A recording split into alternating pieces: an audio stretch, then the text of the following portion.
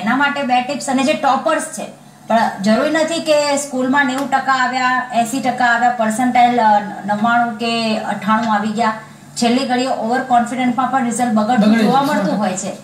ખાસ દરેક એવરેજ વિદ્યાર્થીઓ જે હોય છે ત્રણે ત્રણ જે નબળા એવરેજ અને ટોપર્સ એના માટે બે ટિપ્સ આપશો આપવા માંગશો? જે વિદ્યાર્થીઓ ખૂબ નબળા છે, પરીક્ષાનો ડર છે, એવા વિદ્યાર્થીઓએ પોતાના મનમાંથી ડર કાઢી નાખવાનો છે.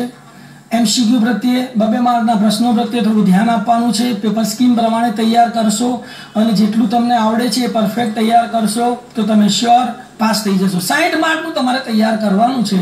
40 માર્કનું નથી આવડતું તો છોડી દો, પણ એમાં બી તમને જેટલું આવડે એટલું લખશો તો અડધો એક એમ કરતાં કરતાં તમારી નાવ કિનારે પહોંચી જશે.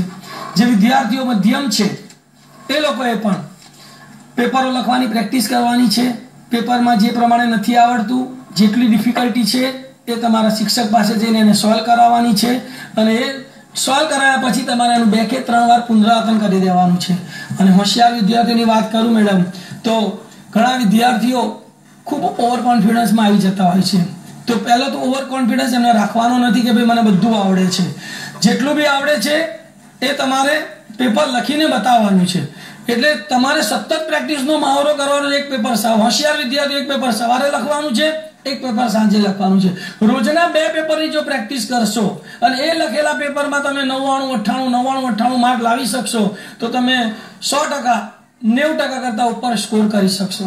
ઓકે, ખાસ કરીને વિદ્યાર્થીઓને હાલના સમયમાં માર્ગદર્શકની ખૂબ જરૂર પડતી હોય છે.